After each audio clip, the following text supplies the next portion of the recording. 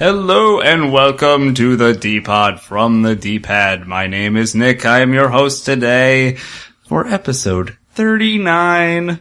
Man, 39. We're starting to get to that midlife crisis stage. Sharon. Yes, sir. Hi, Sharon. How are you today? How you doing? I'm good. It's a little cold today, huh? So it is a little cold here at the DPad. It's like frigid. I think frigid is the right word to use. Correct. Which means in the cold white north where our friend Nick is, it must be absolutely terrifyingly snowy. Not snowy. Okay. I wouldn't be surprised if it was, though. But, I am enjoying it. Yeah. I'm a Viking, so I like the cold weather. For whatever reason, it's just brutally cold right now, and it makes no sense. I think it's because we expect it to be warm, right? It is the end of May. Well, yeah.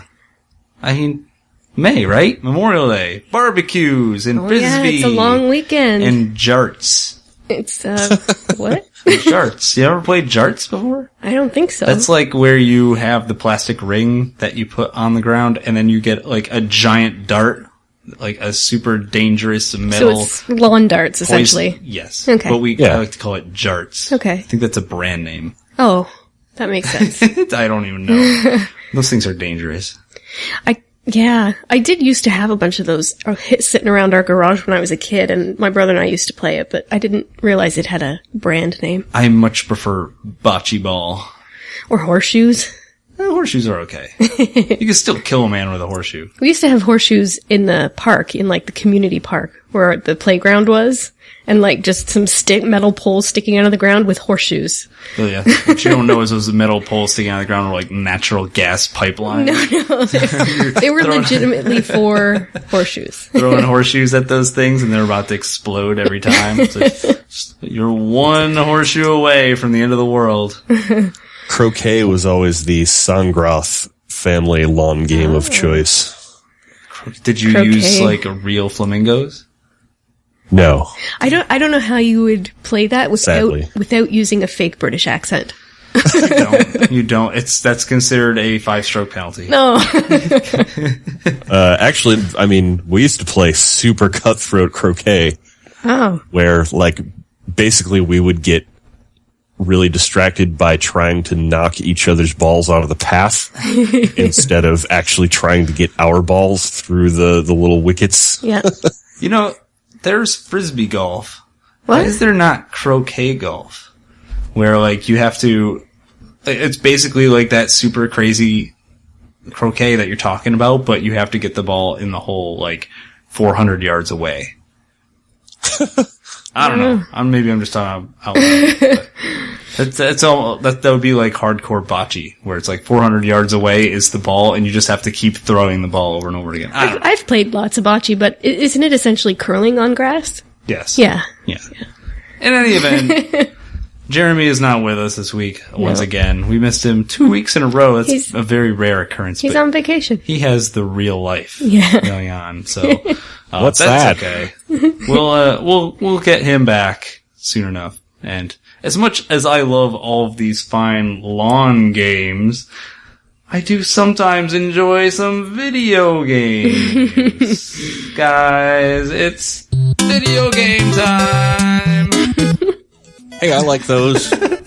So, last week, for whatever reason, maybe we were just out of our mind. The best reason ever. For a moment. We decided we were going to do a Super Nintendo only podcast. Yay. And true to our word, we played nothing but Super Nintendo games. Yay. And, in my case anyway, did not play any mainstream Super Nintendo games. I guess I probably should have played some Yoshi's Island or something, but I didn't. And, just judging from the list of games, that we have played, the three of us, I would say this is going to be a very interesting discussion. Interesting how? You don't like what we played? That is not the truth. The truth is that I was expecting some more mainstream fodder. Oh, so we all picked things that were slightly off the beaten path. We all picked things that were weird. So not only are we going to be playing some video games, a lot of these are going to be games that maybe you've never seen before. But totally will have now. Yeah. I totally meant to play more mainstream big Super Nintendo games, but for whatever reason, the first 2 games I picked to play this week were JRPGs, so then I didn't play anything else. Yeah, those are a little consuming. Yeah, actually, that's kind of the problem I was going to get into, is that if I played a JRPG, then I wouldn't play anything else. I'm like, I can't do that. I need to play some action games. So I picked some action games from my backlog, if you will. But in any event, we're going to talk about some Super Nintendo. Nintendo's crowning glory, if you ask me. 16-bit system came out in 1990, I believe. And if you weren't playing Pilot Wings in my neighborhood, then you were no one worth talking to. So, that said, I didn't play any Pilot Wings this week, so I guess the egg's on me, huh? So who would like to go first in their fine display of Super Nintendo ass-hattery? I should probably go last. Sharon's shaking her head, so I guess that means I'm going first. So not only did I play some fine video games for the Super Nintendo, I decided to play 3 games and make it a theme because I have extra credit. I have nothing better to do with my time. So I decided to play only games in the isometric view. You guys know what the isometric view is? Yes. Yes. Yeah, of course. Yep. It's like a top-down view, but everything is kind of in 3D, but not really 3D. So the games have to fake the 3D, and in most cases, they fake it really poorly. So I played 3 isometric Super Nintendo games. I will show them off in order of awesomeness, with the least awesome game first. So, all right. So tell us, what was the least awesome? So the first game that I played was actually, it's a game called published, I believe, by Activision, and it's called Spin Dizzy Worlds. Oops. And it's actually a game that I own on cartridge, funny enough. I had a good friend... Well, of course it is. How else would you be playing? Yeah, so... exactly. I only play games on cartridges all the time. So this is Spin Dizzy Worlds. You play as a top. A very threatening top, right? And basically, this whole game is you just in these isometric worlds rolling around like a top, collecting fuel bits and trying to solve like a whole bunch of puzzles at the same time. Okay. It is really, I believe it was originally an Amiga game, I want to say, which is why it kind of has that independent feel to it. I think it was also developed by one dude, and his last name is Shirley. So. Now, I think one of the things you told me was that it was very reminiscent of Marble Madness. Yeah, it's a little bit. Marble Madness also being an isometric game. As you can see, it's you're basically just going around. You're finding these yellow cubes. Some of the levels feature platforms, and some of them feature just like jumps where you have to get a lot of speed and jump. But for the most part, the game is actually very not straightforward about anything you need to do. In this particular stage here that's being shown on the VideoCast, for instance, you just have to find these transporters, and then when you get into the transporter, you end up in a completely different stage, and then you have to find even more glowy things. And you can use your left and your right paddles to change the ratio the angle. So if you can't see something, or they're trying to trick you by not showing something, you can actually change the angle with the left and right keys to see behind objects. Right. However, since this is a Super Nintendo game and it's not in polygons, you can imagine it doesn't work very well. Now, I guess sorry?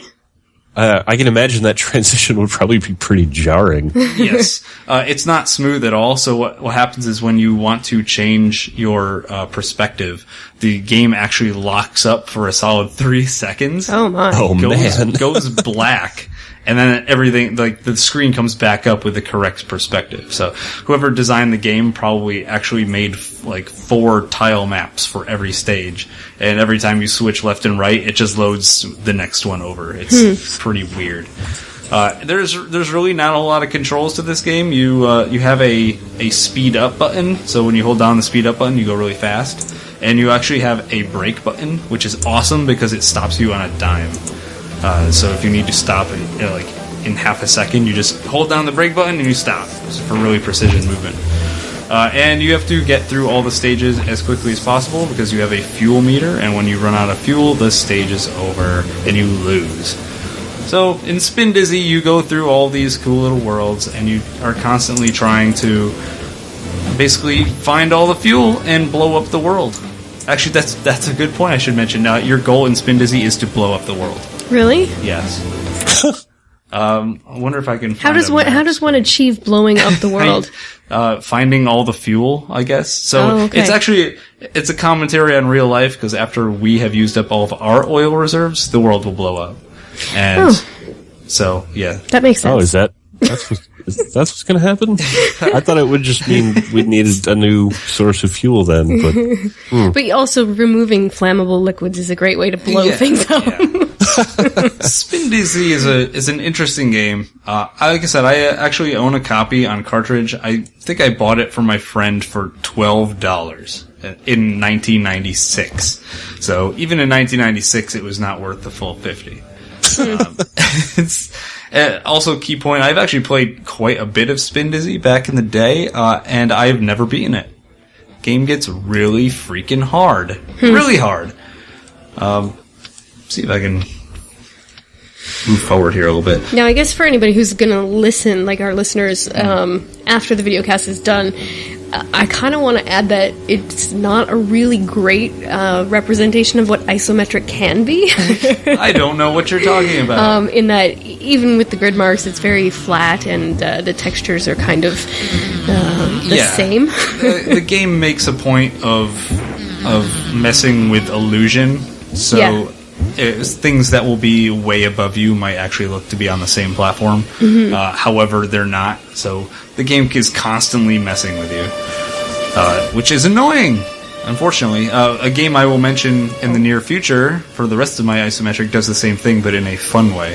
Whereas this game just does it to fuck with you, which is kind of sucky. That said, it's an enjoyable game. It's just really slow, and when a lot is going on the screen, it gets choppy and bogged down. And that kind of hurts. Because, you'll be going Mach 5, and then suddenly 5 of these little gremlins will appear on the screen, and you'll just be going really slow.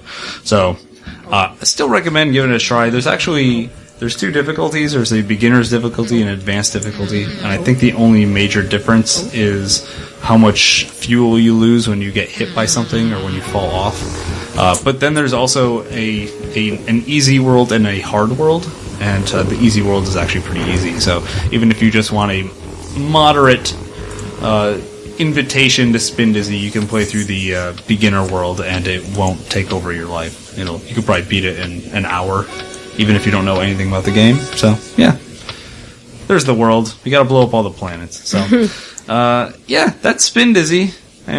Questions, comments, concerns about this fine gaming experience for your Commodore Amiga and Super Nintendo system? When I saw this on the list, I actually thought it was going to be a game about Dizzy the Egg, the old Codemasters series. Yes, I know exactly what you're talking about. I own a copy of that too. But in any event, Spin Dizzy, it's all right. I don't know, it could be better. So after you whet your appetite with this isometric game, what did you go to next? So I played a whole bunch of Spin Dizzy. I'm like, you know what? Isometric games are alright, but Spin Dizzy is okay, but it's not a fantastic rendition of what true isometric gameplay has to offer. And not to mention the music is not fantastic. So I decided to play a game with rockin' music and rolling wheels. So I decided to play some rock and roll racing. Guys, this game was developed by Blizzard. Really? Yeah. Yep. This game was developed by Blizzard. Wow. See if I can get under their previous names, Silicon and Synapse. Oh. Yes. So yeah, Rock and Roll Racing is an isometric racing game. I don't have any notes in front of me in terms of how this game came to be, but this game is actually a sequel. A sequel? Yes. Really? People do not know that the assets for this game come from a completely different game, Really? Whose name escapes me. The only reason I know this is because I rented the first game when I was a kid. Oh. It actually features a level builder in this style. Huh.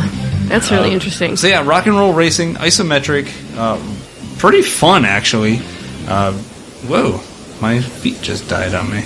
In any event, rock and roll racing features up to 2 players at a time. Okay. But you're playing against 2 or 3 opponents who are also racing against you. It's weapon based, so you get 3 weapons.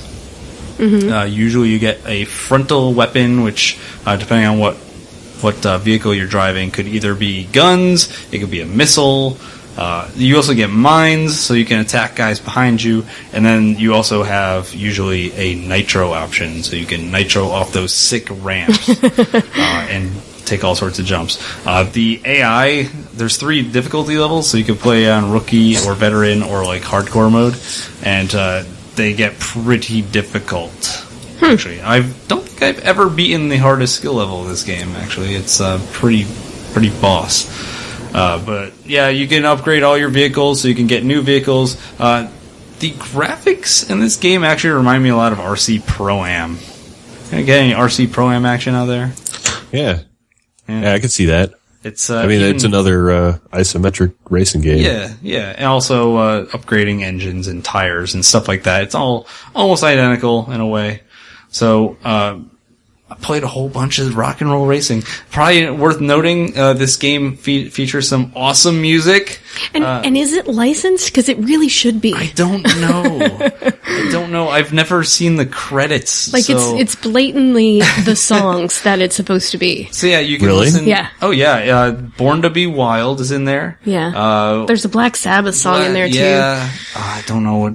Highway Star and Bad to the Bone by George Thorogood and the Destroyers. Yeah. Are all lovingly reenacted in 16-bit glory. Might I add, very well. Yeah, but I mean, it's not even like they just stole the melody or something and changed the rest of it. Yeah, it is blatantly exactly the same. Let's see if we can get some music in here. So yeah, the music is literally renditions of this old music, and it's well done.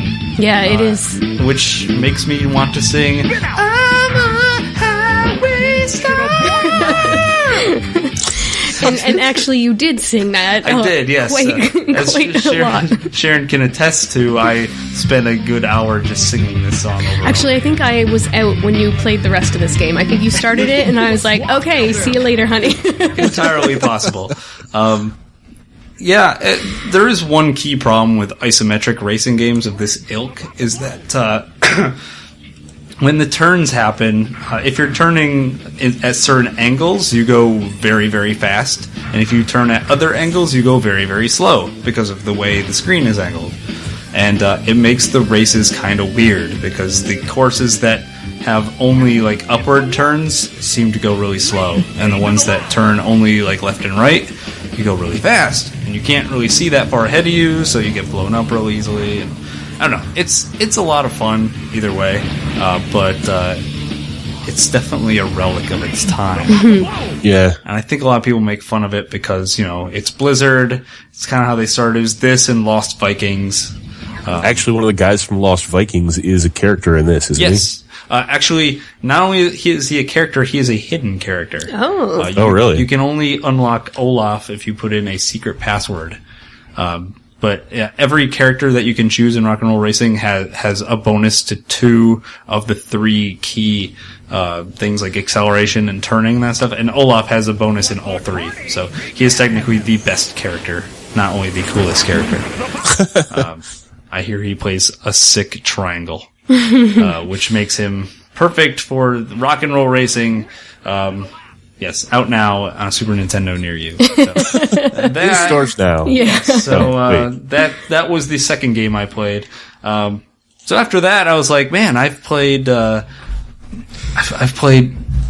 some Rock and Roll Racing, and I played some Spin Dizzy Worlds. Racing game and a top game probably the only top game in existence, except for maybe Mega Man 3, because Top Man is in there. So I decided to play something that was like super challenging. So I pulled out another game. I should note that all 3 of these games I own on cartridge. So I decided to play some Equinox, which is actually Solstice 2. I don't know if you guys are familiar with Solstice for the Nintendo, which is the original old gangsta isometric puzzle game. So I played some Equinox. I freaking love this game. I actually beat it when I was a teenager. I'm the only person in existence I know who has ever beaten this game. It is so hard, but it is so good. And there's a lot of weird things going on with this game with the aesthetic. You can see really big sprites, really like slow walking speeds, but everything's really big and everything's really colorful. So is this considered an adventure game? I suppose. You get sucked into these labyrinths, which are room-based, so you go room to room, and every stage the basic goal is to collect 12 purple tokens. After you do that, you go to the boss room, and the boss appears, and you beat up on the boss. However, there are some stages where the doors to each room are locked, so you have to kill all the enemies to open a door. Some doors are colored, and you need the correct colored key to open colored doors, and so on and so forth. Also, like I was saying during Spin Dizzy, where there are certain perspective problems where you have to kind of figure out the perspective. Equinox does this too as well, but it does it in a slightly more fun way. Also worth noting, the music in this game is really weird. Like, I would recommend like finding the soundtrack to this game and giving it a listen, because there are points in time where the music will go completely dead for like a solid, 3 minutes, and you won't hear anything. It'll just be silence, and all you hear are your footsteps. It's got kind of like that Metroid, like you're alone in the dark kind of feel to it, where you like there's no music, so it's just you and the darkness, and that's it. That sounds kind of cool. Yeah, I like atmospheric stuff. Oh, it's very atmospheric, but also like good in that same sort of vein. Some levels are really loud and some are not. Like even stage 1, you'll hear a bunch of music for a good, minute and a half, and then it'll just stop. And then there'll be a point in the middle of the song where it'll come back just really slowly. And, all of the tracks are like that. Except for the boss theme, which is really heavy bass. But, there's eight stages, and the first stage is really easy. If you're watching our videocast, you're basically watching me play through stage 1. Stage 1 is pretty simple, but even at its simplest, I would imagine some players would have some difficulty with it. And then stage 2, they suddenly just throw the kitchen sink at you, and you're like, holy shit, what did I just get into? And it goes on for eight labyrinths, and they just get progressively harder and harder. But I do want to show off one thing, I wanted to get really far in this game so that I would have some footage, from like a much later point in the game. However, I actually got stuck, and I was unable to do it. So I will show you the boss here to stage 1. All the bosses also giant. The bosses are giant, and they're super evil. And it's so hard to not get killed because they're so big and I walk so slow. I feel like a lot of things in this game are dealing with precision, where you have to, make like a jump pixel to pixel across spikes. And then you get thrown into these boss battles with these crazy bosses that run really fast. And if you don't memorize their movements, then you just die over and over and over again. So, so the other thing is that once, like I said, stage 1 is fairly easy. Stage 2, they up the ante quite a bit. However, by the time you get to stage 4 is just ridiculous. Stage 4 is a water stage. And not only is it really hard with lots of keys and lots of doors and invisible doors, they throw this giant blanket of water animation over the whole thing. Oh, so man. You can't, so everything gets really dark and the perspective gets even more fucked up. It's like whoever made this game just had it out for me. Or everybody. And just like, hey man, I heard you like Equinox. Well, guess what? Things are about to get really hard. So they're just spikes and jumping and, it's really hard, but I love it so much. Yeah, but you like hard games, so. I would actually go as far as to say that stage 4, with all of its weird jumping and water graphics is the hardest stage until you get to the last stage. Because then after that you get to 5 and 6, which are not that bad. And then 7 you get to go on a pirate ship. Cool. So, that's pretty cool too. Yeah, Equinox, if you like puzzles, if you like jumping, and you're down with the isometric view, I would recommend it, because it's pretty awesome, although it's so hard. So how are the controls in these isometric games? Because it always kind of drives me nuts when isometric games insist on using like the up, down, left, right as diagonal in the game. That's a good question, actually. These games do not use the diagonals, so when you press left, it is mapped to a very specific direction, and it is something that you just have to kind of get used to. I hate that. The good thing is, in all of these isometric games I played, those directions are all entirely the same. So by the time I got to Equinox, I was used to it, and you do get used to it. I think even if you're just playing the first stage of any of these games, they're kind of designed for you to get used to it. And, sure. Yeah, you definitely don't use the diagonals. Like, if you want to go down into the left, that is probably left. If you want to go up into the left, that is probably up. So, yeah. That's how we did it back before 3D, you know. Back when I was your age, we didn't have 3D. We just faked it. So, those were the games that I played on Super Nintendo. I can wholeheartedly recommend them all. And it was my Super Nintendo adventure. Woo! Yeah, pretty good, huh? Yeah, isometric world. Who would like to go next?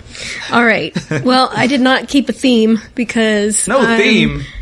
Not a don't know. I just because. That's fine. So I've been continuing on with the random open end play theory. Okay. Which is that if you are not seeking out something strange, you will find it. And boy, did I. And I'll tell you, this isn't the first one that I opened up this week, but it is the strangest one. And it is a game called First Samurai. Yes. Oh, man. And I don't know if you guys are familiar with First Samurai. I surely am not, but I'm only familiar with it because he played it on Game Center. Oh, okay. On one episode, and it's a pretty good episode of Game Center. I'll have to check it out.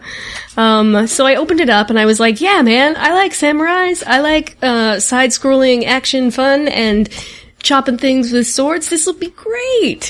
And the very first thing that I noticed was how extreme the sound bites are in this game. Yes. And that is to say that they're terrible, but in a very charming way. When the guy loses, there's a sword meter, and I think the more you get hit, the more it goes off of your meter until eventually you lose your sword. And when you lose your sword, he actually goes, "My sword!" And he yells it in this very typical Nintendo voice. I must say, your rendition of it is actually spot on.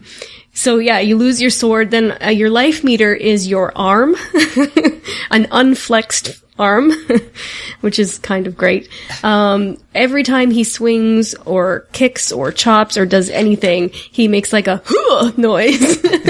And it's horrible, but it's so great. They really do feel like sound bites that were stolen off of like one of those multimedia CDs from the 90s. Like 900 sounds on one disc kind of thing. Yeah. It's good. So I went through, there's really no explanation as to what you're supposed to do. So I just assumed that I was supposed to propel through the level. So I kept going forward, up, down. You can go back to the beginning if you want. I got through the first level, to probably what I thought was the boss battle. And I magically appeared at the very beginning of the level again, which was very upsetting to me. And so then I went through the whole level again. I got to the end. I couldn't finish what I thought was the boss battle because I couldn't get enough life going into it to sustain me through the battle. So I got really frustrated with it, and I was like, God damn, I wanted to do so well in this and have all these different clips and show how great I was at the first samurai, but instead I ended up walking away from my game. Like, literally put the controller down and walked away. When I came back into the room, Nick was playing the first samurai. Well, I had to. And I'm like, you're such an ass. You're just trying to show me up. No, that's not true. The sound effects, like, won me over. Yeah. But in actuality, what he was trying to do was help me get footage. And, it turns out that what I thought was the boss battle was like the mid-boss battle for the first level. Oh, man. I don't have footage ready of the second part of the level. Oh, that's fine. Which is probably okay. But it's worth noting that in this game, after you beat what you think is the boss for stage 1, you get thrown onto, and I shit you not, a space train. Yes. It is literally a time-traveling space train. Yeah. Yeah, you go all over the place in this game. Well, I guess the story is that, you know, this samurai starts off in, like, the middle of the forest, very secluded in, like, ancient Japan. And I think that they started off by saying, you know, 1700s or whatever. And then by the end, well, I don't know by the end of it, but then you get put onto this space train, and wasn't it like, you end up in Tokyo in 1999 Tokyo or something? In the far-flung future of 1999. So I guess what happens is that this, you know, this very quiet samurai who's lived a sheltered life in the forest, you know, blossoms into this unique samurai that kicks the ass of everybody by the end of the game. But I was not that person who could kick the ass of everybody. This game is... At one point in this game, you fight a TV monster. It's like a 15-year-old just decided to, like, make a video game and throw all of his weird shit in it all at once. Now, the way in which you regain life or regenerate your life is to drink sake or to eat food, and the food come in baskets, and when you kick the basket open, you hear a soundbite that goes, hallelujah, which is so great. Basically ripped right out of Toe Jam and Earl, which I think is great. So yeah, it was a very strange game. I wish that I hadn't gotten frustrated with it, because I would like to have gotten a lot further into the weirdness. It's all like a surreal type thing, right? Which is kind of fun. It's super weird. Yeah. But weird is fun. Really glad that you played this game and reminded me of it, because after I saw that Game Center episode, I was like, I need to play this game, and then I totally forgot about it. Yeah, well, I definitely need to go watch that episode. Yeah, it's a good one. Yeah. He gets really confused by a lot of it also. But it was definitely one of the most bizarre occurrences of me opening up a random game and finding something strange without trying. So the first one that I opened up this week was Joe and Mac. And it's a classic. Again, I don't know if you guys know a lot about Joe and Mac, but I sure didn't going into it. So I open it up, and again, it's a side-scrolling, and you're a caveman. I guess the story is that you and your buddy Mac are in this teepee or in this cave or whatever, and Neanderthals come to your village and raid your village and steal all of your quote-unquote babes. So, no, not the babes. They steal your ladies, and you have to go through to get them back. So every level you go through, you have this boss battle at the end. When you kill the boss, the lady comes out, kisses you on the cheek, and runs back to the village.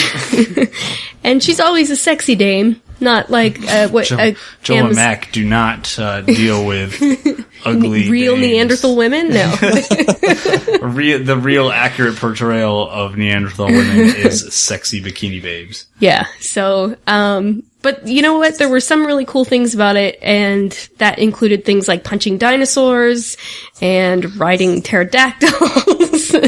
Actually, I don't know if you ride them. No, you can. I did ride one. My favorite part of Joe and Mac is the giant dinosaur bosses. Yeah. Like the really big cartoony dinosaur sprites. Yeah. Well, They're really well done. I think the very first time I came across one, you walk up onto his tail, and then you walk across his back and over his head, and you pass him, and then you're like, oh shit, I know this dude's gonna be back. I just walked over this guy. He's going to come and get me. This General Mac was a very early Super Nintendo game. I think a lot of what made it kind of stand out was those big, like, graphical characters, which is something you couldn't do on the Nintendo. Yeah. But I remember just like the design of I just really love the cartoony dinosaurs in the game. Mm-hmm. They want to eat you. Yeah. And the Neanderthal guys with the big beards and all the hair and everything. Yeah. Now, I did notice, too, that there is player one, two-player game, and then what is called a two-player super game, and I wanted to ask you guys what the heck that was. I have no idea. I'm pretty sure that means that you can attack each other. Oh. And that turns it into, like, a little bit more of a contest kind of a game. Yeah. So you could, like, try to compete with each other for... So it's versus instead of co-op. It's like, it's like co-op versus, kind of. Yeah. You know what I mean? It's co-op, but you're trying to compete for, I forget if it's just score or what, but you can cause a lot of havoc for your friend. But sometimes you still need to work together. Yeah. I bet you Mac always wins because he's the one with the headband. I don't know. Dudes with headbands always win. But yeah, so that's the first one, and then You're right, they are babes. Did you not believe me? They're like a foot taller too. Oh yeah, and they're curvy, and they wear next to nothing. Yeah, I'm not kidding. So yeah, the other game that I played this week is the one that you guys know I am continuing on with, and that's Earthbound. Every time you say Earthbound, I'm going to have to say yay. So I am still playing my way through it, and I know that both of you guys maybe took a visit this week, so you could help me talk a little bit about Earthbound. I have gone to the second city, and I have a bike, which is awesome. Yeah. That was probably one of the last things I did before I closed the game for the day, is got the bike. There was a huge jump between, I don't know, level 13 and 14 or something around there, where all of a sudden your hit points and your magic points or whatever they're called are increased significantly. And that made a huge difference for me. I also bought a bracelet, which I thought was stupid because who's going to spend $100 on a bracelet? Dudes don't wear bracelets. But Nick's like, no, go get the bracelet. Do it. Get the bracelet. So I did, and it made a huge difference. I don't have the instincts needed to play these types of games because I pass things that I shouldn't pass, and I go after things that are not relevant, but I'm still going through it. Yeah, just watching or listening to you play the other night, it's clear that you are a beginner in this genre, and there's nothing wrong with that. But I sometimes take for granted my own experience, where I've been doing. I'm sure Nick can attest to is that I've been playing these games since I was a little kid, so some things are just super obvious to me. It's like, oh, this is clearly what they're intending, so I will do this. And that kind of stuff just goes right by me, because this is not the genre that I would have played by choice at 11 years old, so... Yeah, and I have probably played Earthbound in particular at least 10 times through. Mm-hmm. It's one of my favorite games of all time. I love the shit out of this game. One of the things that, and Nick's trying to talk me through it as I'm playing, which probably was good and bad at the same time. But one of the things that, for an example of what you were just talking about, taking things for granted, there's the food system, which is there to help replenish your health. But then you can also use your magic points to do that as well. Mm-hmm. And I automatically think of the food first, because that's what I purchased, so that's what's in my brain as what's going to heal me. But that's probably not always the best strategy going into certain fights, I'm learning. Correct. Right. Yeah, your magic, or in this game, the PP. Yeah. Every time I say PP, Nick giggles at too. You said is more easily replenishable than buying more food items. Right. Yeah, that always makes sense, especially when you're in a long trek down a dark cave. But I guess because, using your PP to replenish you, but you can also use it for offense, right? So, Yeah, in my that's mind, true. if I want to use a stronger offense, I want to save the magic points or the PP points. PP points. You're not wrong. It's just, I guess this might come from other RPG experience, but in general, I find that if you can bash your way through a battle, then that's usually the best way to do it. And then use magic points for healing. I don't know, man, because I really like the hypnosis and paralysis and the skate, like all those things that are offensive through magic. Yeah. But it's also really funny that you say that because, like, I take a spell like hypnosis, for instance. Yeah. Which is basically just sleep. Yes, It's a sleep spell. Like, I generally never use the sleep spell in any game ever, unless it is, like, the game is specifically designed for you to win a battle that way. For instance, the Golem in Dragon Quest 1.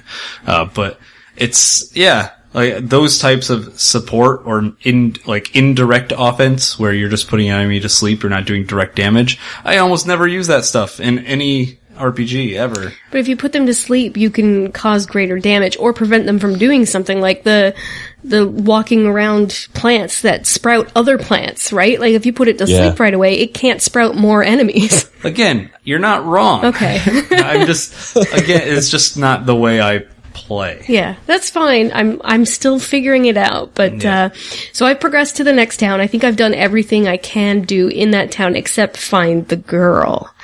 I tried going to the third town without finding the girl, and they would not let me. The ghosts all sent me back. A lot of that stuff that you're talking about in the battles will change also when you have more party members. Right, yeah.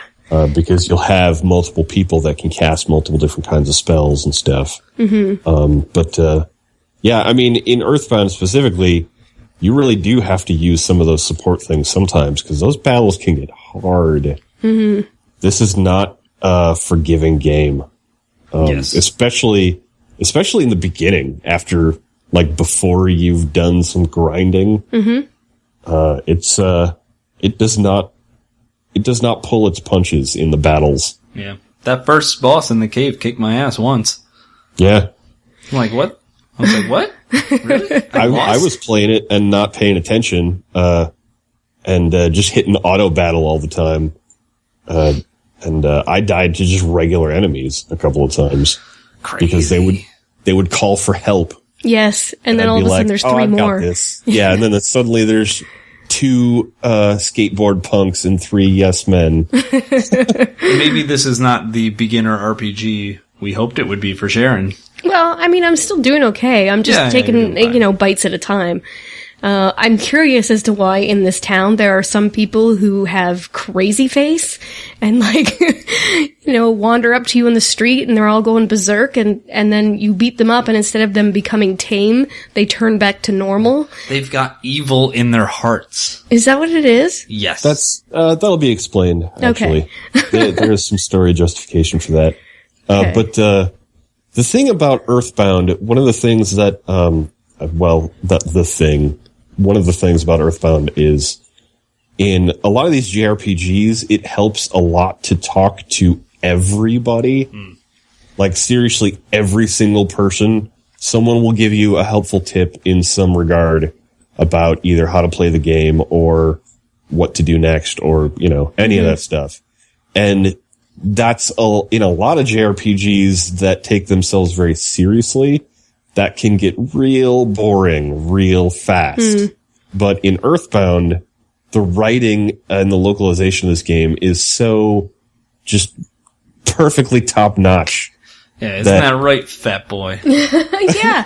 I was sitting here playing and somebody called me fat boy and I went, oh! Nick's like, what's wrong? I'm like, someone just called me fat boy. But one of the things I'm noticing is that they also have, the non-playable characters also say different things depending on how far you've gotten. So if I go back to somebody, they might tell me something different. Yep. Later on, which is good. One of my favorite examples that I encountered playing is one of the punks in the arcade. Yeah. He'll run up to you, but before he attacks you, he'll tell you something like, "Hey, when you get a new item, you should make sure to equip it." Yeah. Ha, I just gave my own enemy a tip. Yeah. I'm such a rockin' dude. Yeah, it's pretty great. I'm really liking it. I like it. I like the aesthetic of it. I like the sound in it. I like the way that it's progressing me through. It's not an easy game to play, when you're not used to playing these types of games. Yeah. I have a feeling if you keep at it, eventually, especially once you get some party members and you start to kind of develop your own strategies on how to finish some of these battles, you're going to grow into it, and you'll just kind of, things will click. You'll just be like, oh, okay, now I can just get through this whole game using this subset of skills. Oh yeah, I forgot about the mushroom on my head thing. Yeah. Where it inverted all my controllers, and just God damn it. Spent a good 10 minutes trying to convince you that maybe you should go see a doctor about that. I'm like, so, if I had a mushroom growing out of my head, what would I do? And you're like, yeah, I'd cut it off. Well, that's what you would do. Cut it off. My.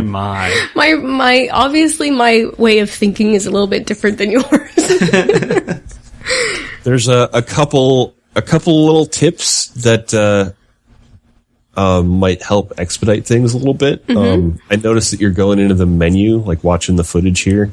Okay. You can hit L, and that's a context sensitive shortcut for whatever you're doing. So if you walk up to someone and hit L, it'll automatically talk to them. Yep. If you walk up to a thing, like a present and hit L, it'll open it up. Oh, so I can skip through some of that stuff. I didn't know that. So you don't have to go into the big Dragon Quest style menu every time. Okay. That's helpful. That is helpful. I did not know that either. Although I do have to say that I did love the bike. Yeah, the bike is great. The bicycle was fit, and his smile is instantaneous, and it just made me smile. And the song.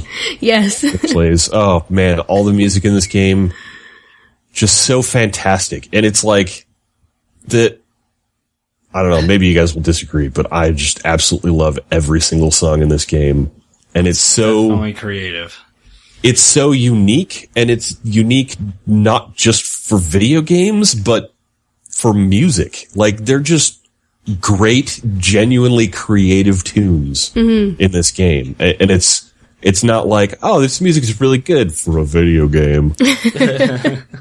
It's just really, and like, I have never heard anything like the music in Earthbound before or since. I like the way that they treat other visual problems as well. Like, for example, in this second town, they have a mall, and when you go into the mall, there's escalators, and instead of doing the escalators, doing all of the background work for what would happen in between the escalators, you ride it literally from one screen to the next, and it's all blank. It's all blank outside of that. So it really is just focusing in. Like, I just think that the visual solution to what happens in escalators in a mall and storied buildings was done really well.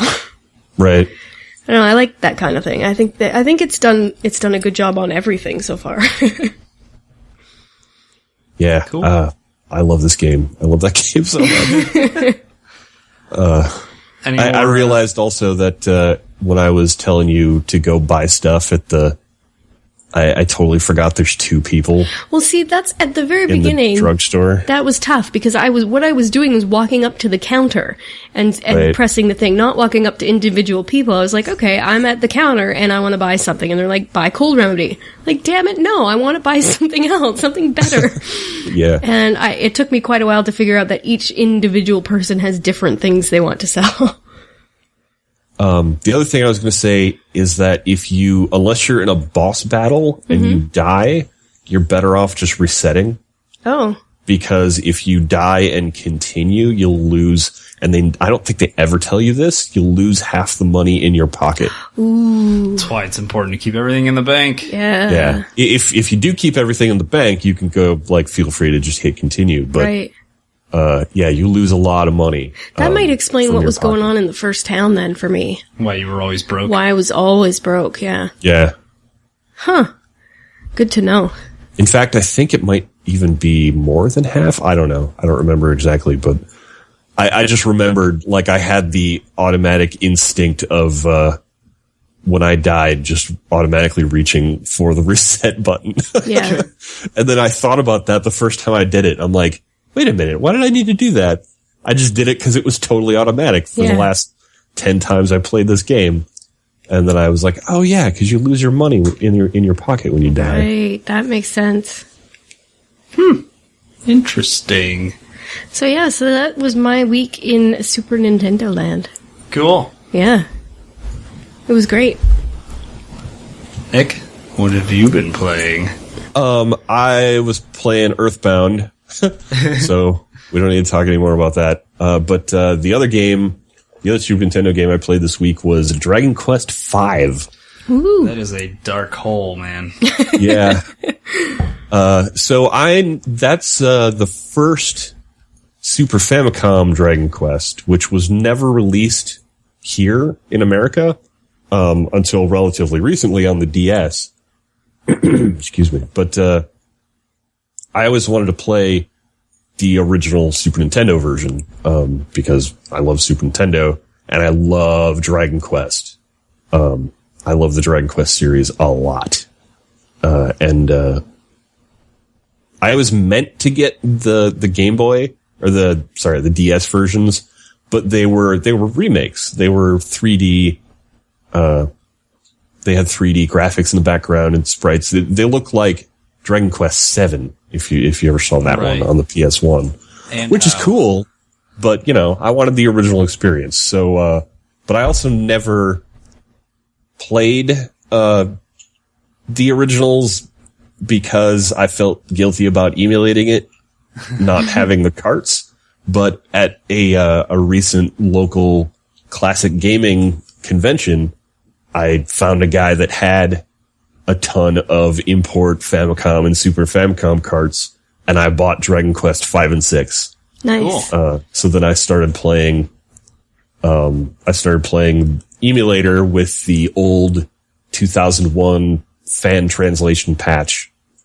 And it's great. I love it. I had a lot of fun. I've never played any of the Super Nintendo ones. I played through 8. I've played a large portion of 7, and I've played through all of 1. But I have also tried playing through Dragon Quest 2, and that game is impenetrable to me. Yeah.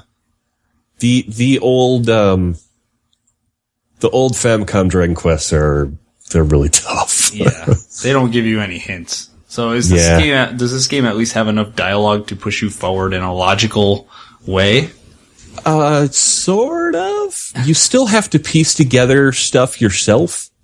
Like it never says, like for example, early on, you have to, let me explain the story of the game first. So the story of the game actually starts with the main character's birth. Oh. And you play.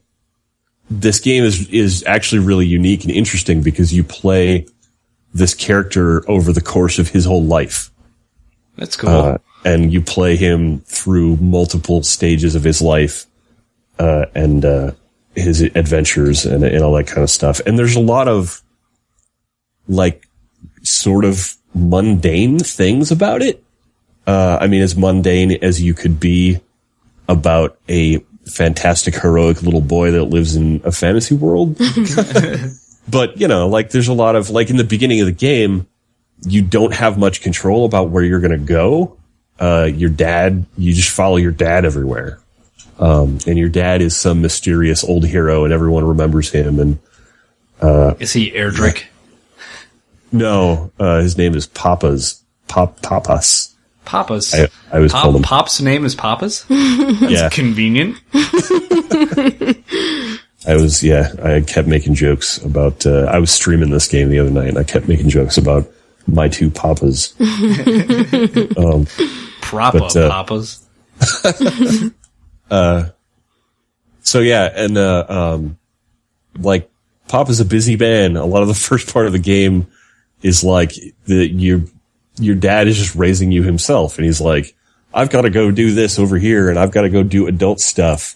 Why don't you go walk around by yourself for a while? Ooh, adult stuff. I don't know. Maybe he is doing that kind of adult stuff. I wonder if you get to do adult stuff later on in the game when you become maybe. an adult.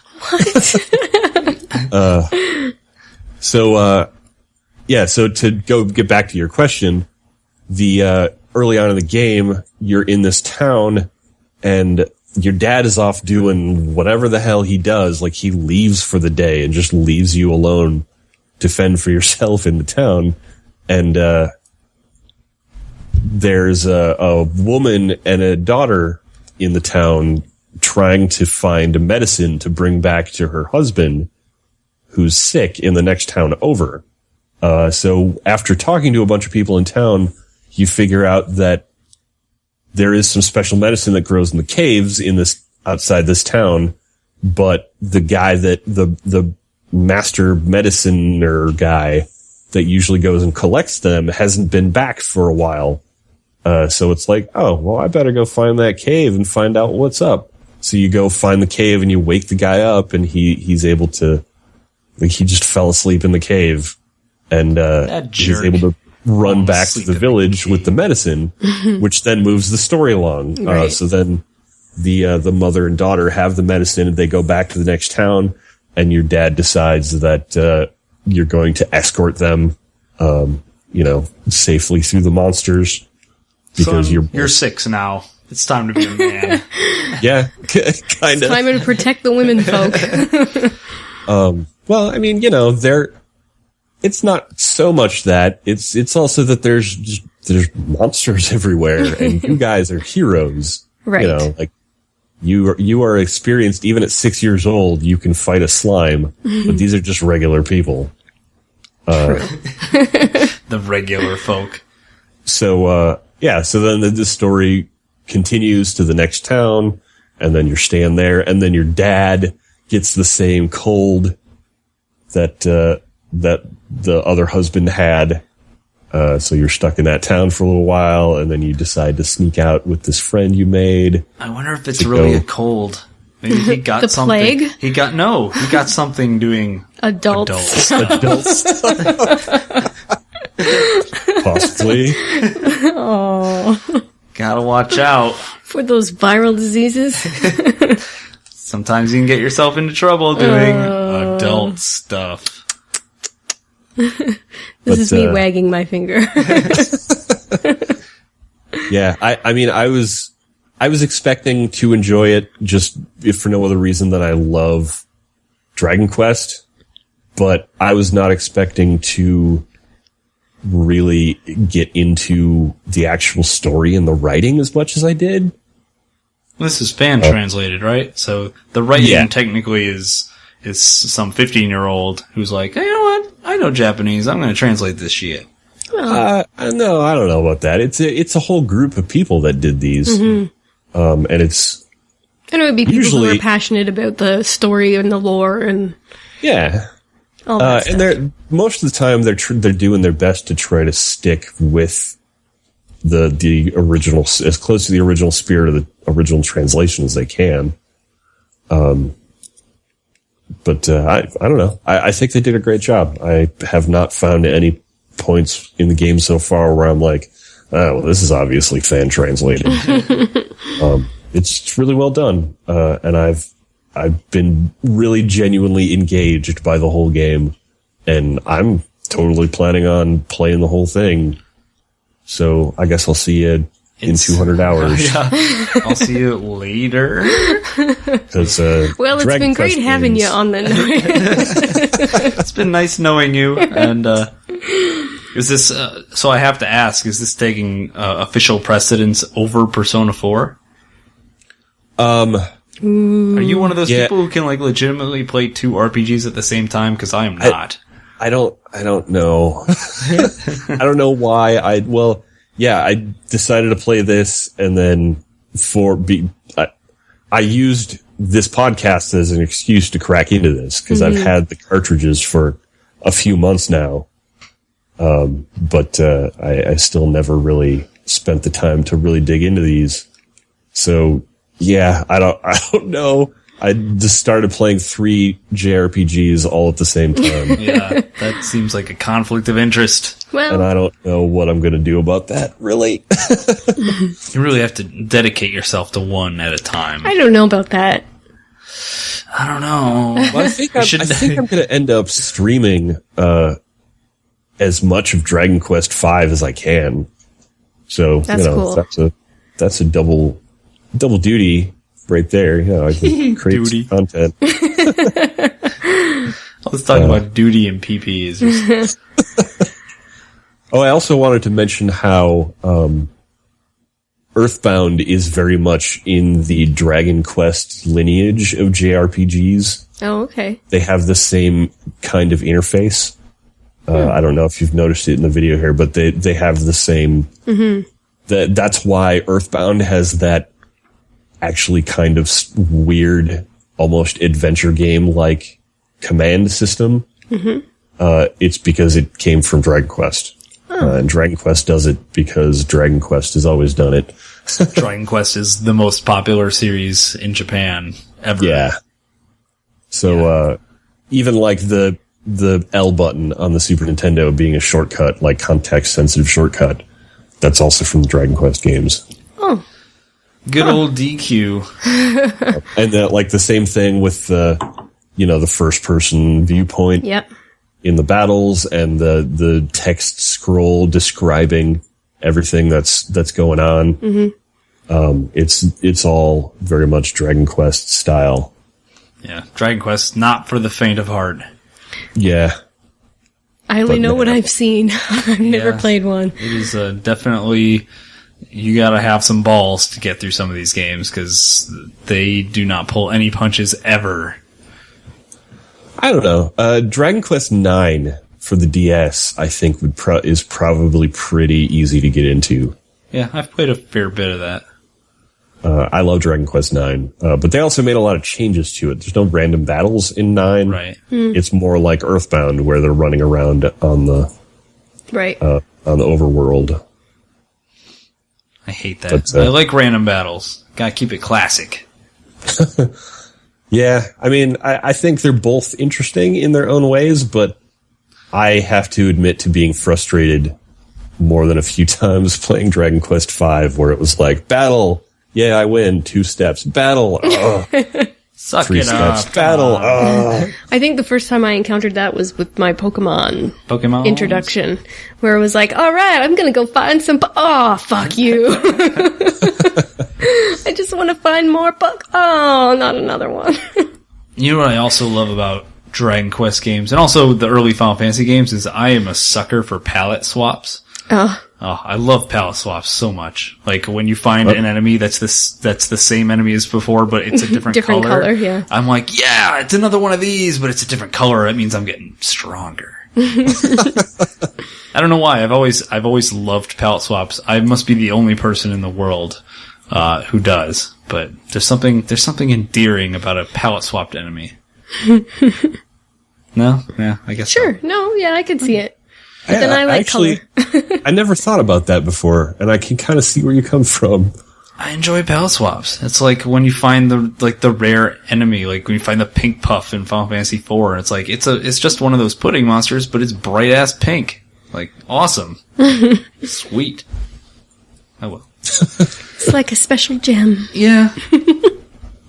So, what else we got going on? Is that all we've been playing? I think that's it. That's all I played. Right. I totally meant to play more, but I was going to play Super Metroid, and I was going to play Kirby's Dream Course, but I didn't play any of those because You picked Dragon a couple Quest of hefty, V. yeah. I thought for sure you'd play Super Metroid, which is the only reason I didn't play Super Metroid. Oh, man. Which means next week is the All Super Metroid podcast.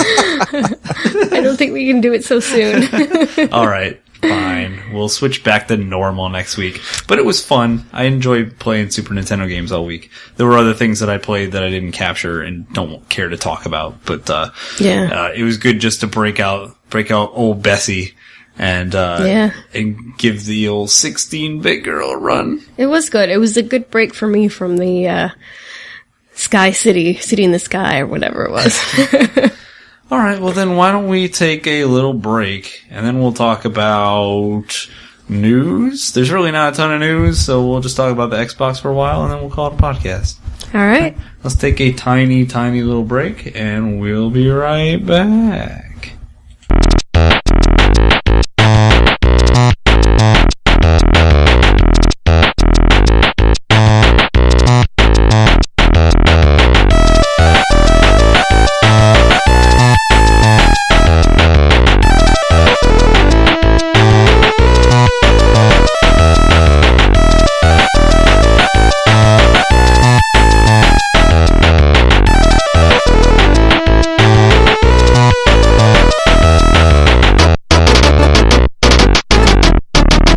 And we are back for the second thrilling half of the podcast.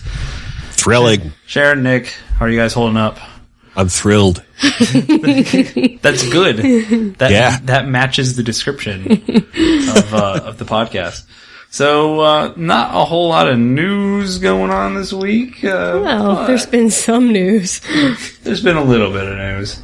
So we'll. What day was it? I guess it was Tuesday? Tuesday? Was it Tuesday? The 21st, which I think was Tuesday. I missed the whole thing. Yes, that was Tuesday.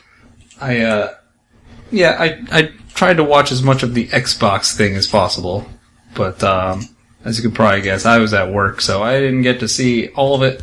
But I went back and found all the details I needed, so we're going to talk about some Xbox One. Xbox, that's one of those new Nintendo stations, right? Yes. Nintendo makes it, and they've got, there's going to be, I don't know, I don't have any jokes. I feel like all the good jokes have already been taken by the internet. They have. The Xbox One. The internet was pretty instantaneous with all jokes. The internet, went crazy for this thing, huh? Yeah. What happened? What was Microsoft thinking with this presentation? Well, in their defense, it was pretty much like every other presentation that happens at E3, right? A bunch of talking heads get up there and talk about things that they don't really understand? Well, there's the typical buzzwords, and I, personally, you guys might disagree, I felt this particular presentation's strongest buzzwords were connect, synergy, and connected, and also cloud.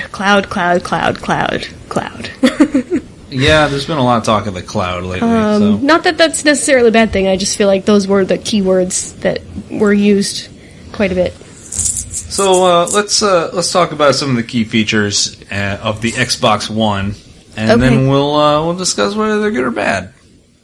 So I guess to preface this, this is their announcement going into E3 to talk about the new console that's going to rival the PS4, and they wanted to do their hardware presentation now so that they could talk about games at E3 and focus that way a little bit more.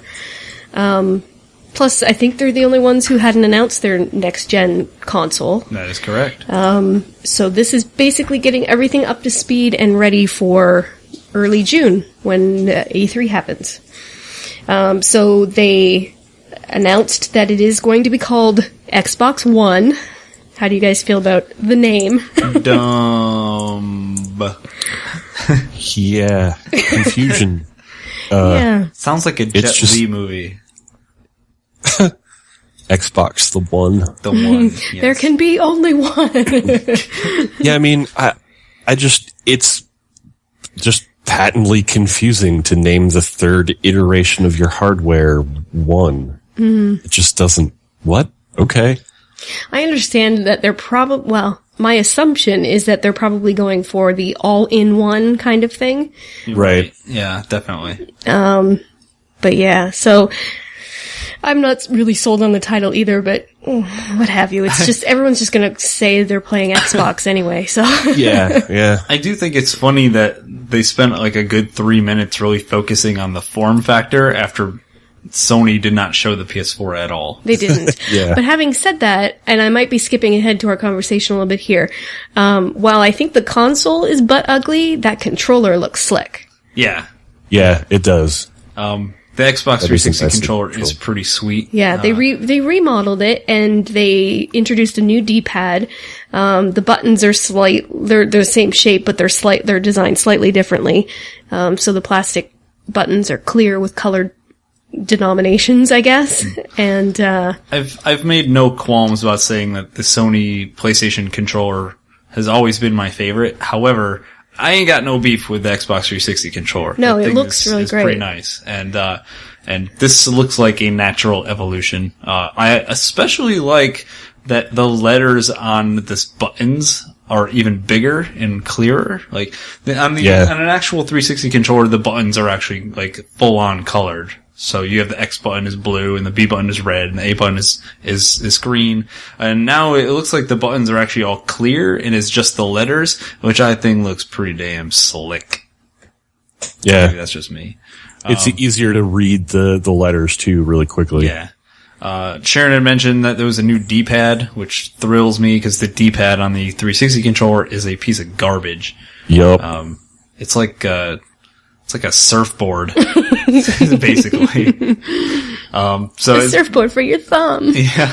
Also worth noting that the start and back buttons have changed names. It's now a menu button and a view button. And those are apparently assignable, like game to game. So, like the view button might be, like a rear view mirror button for a racing game or a map for an RPG, for instance, where the menu would then be just like the menu for the game, which could also be contextual game to game. So I think they're kind of trying to change the context of what those buttons are for, give them a little more meaning than start and select, which is that's a nice idea, but anyone that's ever tried that has always, start and back. In most games, back is just select. Yeah.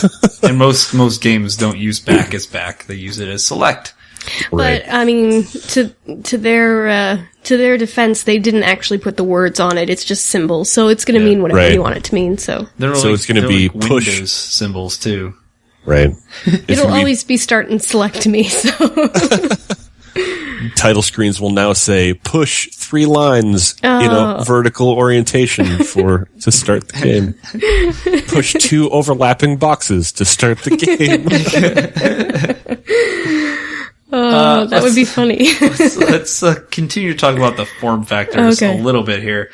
Want to note there's an HDMI in on the back as opposed to it, and an HDMI out, obviously. But that's basically what you would do like in a cable situation. So your cable would run through the box, not the other way around. Yeah. Well, that would make sense because they did have such a strong push for the cable connectivity in the presentation. Yeah, it's... Man, finally I can watch TV on my TV. Yeah, no kidding, right? Other thing, no component at all on the back of the system. So I didn't even notice that. HDMI or nothing. System also supports upcoming 4K technology, which is that ultra high resolution that will eventually replace HDMI, if certain people have their way. Also, 3D support, if you care about 3D support, which you don't. Not I'm anymore. guessing the 4K support is going to end up ultimately being like the 360's current 1080p support. Yeah. Meaning no games actually render in 1080p, but a few, the system will upscale it. Right. And it'll play movies in 1080p, but... Also worth mentioning, Blu-ray support on a Microsoft product, which is kind of sacrilegious because Blu-ray is a Sony technology. So, take that as you will. That also means, unfortunately, because it's Blu-ray and because there's no component, that thing is probably going to be HDMCP'd. Wait, is that the right acronym? You just said a lot of letters that I don't understand. It's the thing. Have you ever tried to capture footage from a PlayStation 3 through HDMI? Yeah, it doesn't work. It's locked. Right. That's HDM. Pretty sure it's H. Now I'm second guessing myself. In any event, I get where you're coming from. Chances are, if you want to stream off of it, you're going to have to go through Microsoft to make it work. Kind of the same way with the PS4, honestly. Like, their whole streaming was built into, so. No, just HDPC, or HDCP, sorry. Do you know what that stands for? Because I don't. High Bandwidth Digital Content Protection. More like digital bullshit. Am I right? Yeah. So that means it's going to be a pain in the ass to capture, probably going to be a pain in the ass to capture game footage out of an Xbox One. Dumb. That's unfortunate for folks like us. Let's see. Actually, going back to the controller, this is a really subtle thing, but I noticed it and I was very happy about it. The guide button is now flush with the controller. You're right. Instead of being a big jewel that sticks up, which is good. Did you find yourself hitting it often, accidentally? I didn't, but like having friends over sometimes that maybe don't play games as much as I do. Gotcha. And they just they come over and, we'll play some split screen Call of Duty or something. They would hit it a lot, which is always annoying when you're lining up a headshot and suddenly, boom, giant box in the middle of the screen. So it's wireless. Is it chargeable through USB like the other ones are?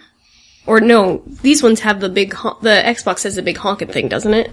That plugs into it? Yeah, I believe I read somewhere that these Xbox One controllers have an integrated battery box. Oh. Whereas, the Xbox 360, you actually take the battery box off. Right. This one, you can't do that. But beyond that, I think I would hope they were getting away from AA's, but probably not.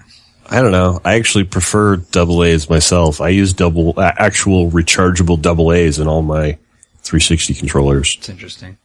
Because there's a bunch of crap in this house that needs AA's, so it's a lot easier for us to buy just new rechargeable AA's and just have a stock of them than to buy a bunch of special battery packs for everything. You gotta get off them AA's, man. Everyone knows that C size is the way of the future.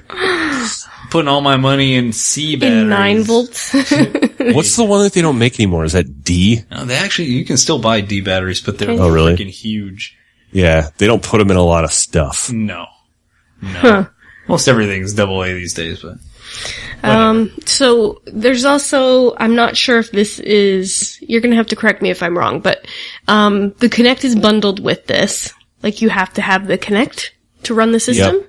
That would appear to be correct. And, not only that, the Kinect is always on and it's always watching you and judging you. But you could unplug it, right? Like, you can just unplug it and I don't know. Walk away. I don't think so. I can't let you do that, Nick. It does need to be, the Xbox is required to be connected to the system at all times for the system to function. It apparently won't even turn on if it doesn't have the Kinect in. Wow. Because it's their reasoning for that is so that they can have it, recognize voice commands so you can turn it on with your voice anytime you want. And also, have downloads and updates automatically and all that kind of stuff. They've actually also mentioned that the Kinect will eventually have like a talkback feature, kind of like Siri and an iPhone, which could be really scary. Yeah. It'd be like, "Hello, Nick. I see that you're masturbating on the couch. Oh God, what? Can I help you with that?" It's like, oh God, my Xbox knows. Now everyone's gonna know. Now it shows up on my friends list. So Nick is online masturbating. It's like, oh God, come on. Wow. Nick Ross is playing with himself. It's fantastic. Oh, I'm so glad I posted the link to this everywhere. What I was trying to get to was the form factor of the Kinect, which looks different to me, in that it looks as though the camera is on one side of this big long bar, and therefore the big long bar might maybe a little bit unnecessary. I'm not quite sure what the deal is with the regular Kinect, but this looks different to me. Correct me if I'm wrong. No. I don't. Yeah, it does look different. I don't have a regular Kinect, so. Yeah, I have self-respect, so I don't want to Kinect. I'm curious about the elongation of this Kinect for no reason if the camera is just going to sit on the right-hand side of the box. I don't know. But Kinect is Kinect. Hopefully it will work better, and hopefully it won't get in the way of playing my video games. And, yeah. I guess they've gone as far as to say that the Kinect will scan the room for faces, and if it doesn't recognize someone, it will stop, ask you who that person is, and then add a profile to your Xbox One. Is that real, though, or is that just internet rumor? This sounds like it's possibly real. No, it can't be. I don't know. That's too much. One of the things that I did read that I know is real is that it will use your where you're looking to determine your engagement. Yes. So if you say Xbox do something but you're looking off to the side, it will ignore you. But if you're talking to the screen, like if you're looking at the screen and you give it a voice command, it'll So it's like that teacher who waits until you put your pencil down before they start talking. Yeah, it's like, much. We can wait all day here if we need to. Yeah, I would call that talk to the hand technology. It's like, if you're not talking directly to me, then I ain't listening. That's, see, this is all very gimmicky and not necessarily something I'm personally looking for in a game console. Having said that, I'm very curious about where the consumer placement for this ends up being, because if it is the all-in-one Xbox and people like talking to their TV, then it could do really well. But as a person who just wants to play games and not want to talk to their TV or watch cable through Xbox, then I enjoy talking to my TV. That's where all my friends live. Talk to your friends then. I can't. They're in the TV. So have you guys ever read Fahrenheit 451? Yeah. Not me. This is eerily. This is turning into a very Fahrenheit 451 situation. You're actually. That's kind of right. Giant walls, and you just get sucked into it. And yeah, there's a thing. I mean, part of Fahrenheit 451 is people just being distracting themselves with media and not ever, thinking and feeling real things. And there's the main character's wife in Fahrenheit 451 is addicted to this program that's on television, and their televisions are literally an entire wall. Like, it's just built into their wall. And, it's like this slightly interactive soap opera. And the woman refers to it as her family. Yeah. Wow. Welcome to the future. I really, and I might be showing my age here. I really want to like everything about what I saw and what's coming up. But part of me felt like this reveal or this press conference was saying we have made the ultimate console for everyone who has ADHD or ADD and anyone who wants to have ADD.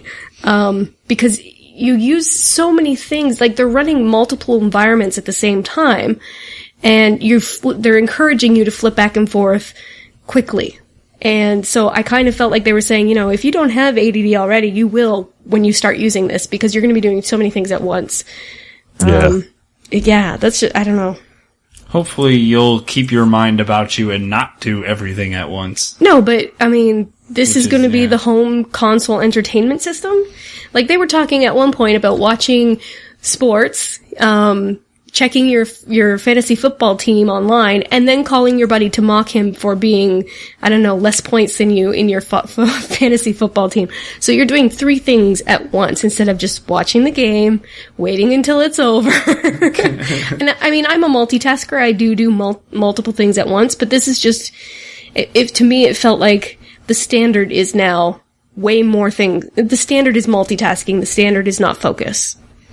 I suppose. It's hard to say. I mean, a lot of times these press conferences tons and tons of features that average folk like you and I will never use. And fact of the matter is, like, a lot of people will never use any of that functionality, or a lot of that functionality will actually never materialize in the first place. Like, they'll say, hey, this is what's coming. And then, like, some focus test will happen and suddenly that completely disappears off the face of the planet. So I try not to read too much into a lot of that stuff. Yeah, it's annoying as hell. But in the end, I won't use any of it. And as long as it doesn't clog the pipeline between me and a disc with a video game on it, and I guess I don't care too much, right? So I was reading an article. Shoot, I should probably find this. I don't remember where it was now, but I should probably find it so we can put it in the links. Yep. But it was talking about how Minority Report actually has set interface technology back because it's just like waving your hands in the air and not actually touching things is really unnatural for humans. unless you're a mime. Yeah, sure. Unless you're, I was gonna, forgot the name of that famous French mime. I was gonna say his name, but anyways, there are no famous mimes. Oh. No, there is one. He's in Silent Movie. Mel Brooks' Silent Movie. Well, of course, in a really it's great a silent movie. But, yeah, so the point this article made was that humans are wired to, touch is one of our basic senses. Yes, yeah. Humans are wired to feel everything. And even stuff like fake keyboards on a touchscreen, even touchscreens themselves are kind of a little backwards in a lot of ways. And it made the argument for more haptics and more like, technologies like, I don't know if you guys have seen like the people working on this like morphing touchscreen. So we'll actually raise keyboard keys out of the screen ever so slightly. Elevate so that you can actually feel them. That's cool. Yeah. And a lot of this stuff with this new Xbox and, previously with the Kinect, it's like, what is this? What problems is this solving? Is this really a problem that people really need to talk to their TV? No. To do it seems like we've been getting by fine so far, without talking to our TVs. Everyone, a remote is kind of a perfect device for doing that already. Yeah. Obviously, the guys who work at Microsoft keep losing the remote in the couch cushions. I don't know. I'm of the same mindset where I'm not into the voice command stuff. I do not want to talk to my TV. I also don't want to inadvertently turn on the TV when I'm doing something else, like calling the cat or, something else like that. But don't name your pet Xbox. Yeah. I also don't want to use, I think at one point in the presentation, they were using their hands to flip through things or to expand screens, and I don't want to do that either. Yeah. It's kind of a cool, fun novelty. Like in a sort of this is like that movie I saw with the Tom Cruise in it. Yeah. But, ultimately it's like, okay, why? What is this solving exactly? Damn it, my brain. I was going to say something else too, but now I forgot. Well, let's go over a couple of the other things that are being tooted here. For starters, 500 gigabyte hard drive, but you can't take it out, and you can't service it either. So, well, let me add something on top of that, which sounds like 500 sounds like it would be great. It's plenty of room, or what have you. But am I correct in understanding that all of the games need to be installed? That appears to be correct. Yeah. So it's not going to take long to fill that up, is it? No, I think one Blu-ray can fill probably about 20% of that. That's interesting. Yeah, it's definitely interesting that you can't take it out. There must have been some kind of focus testing that determined that people didn't buy hard drives for their 360s, because I did. Yeah, so did I. But Microsoft decided that is now out of our control. So if your hard drive crashes, then your whole system has to be returned. Ooh. Yeah, that's pretty garbage. No backwards compatibility. Well, that's to be expected, though, right? I mean, people stopped doing that a long time ago. Yeah, I guess my interest in that technology. Well, I mean, I was kind of a naysayer on backwards compatibility on the PS3 as well. Not me. I think a big deal out of that. I think backwards compatibility is great, but at this point, I don't think we should expect it. I think the rub here is I own a lot of games on Xbox Live Arcade. And if they stop making Xboxes and that infrastructure goes down and I can't get a new 360 and I can't transfer my stuff over, all those games are effectively gone. Right. It does sound like transferability of digital assets between Xbox One and Xbox 360 will happen. But did they say assets or just your name? Like, cause I was under the impression it was just your... But if it's not backwards compatible... Yeah.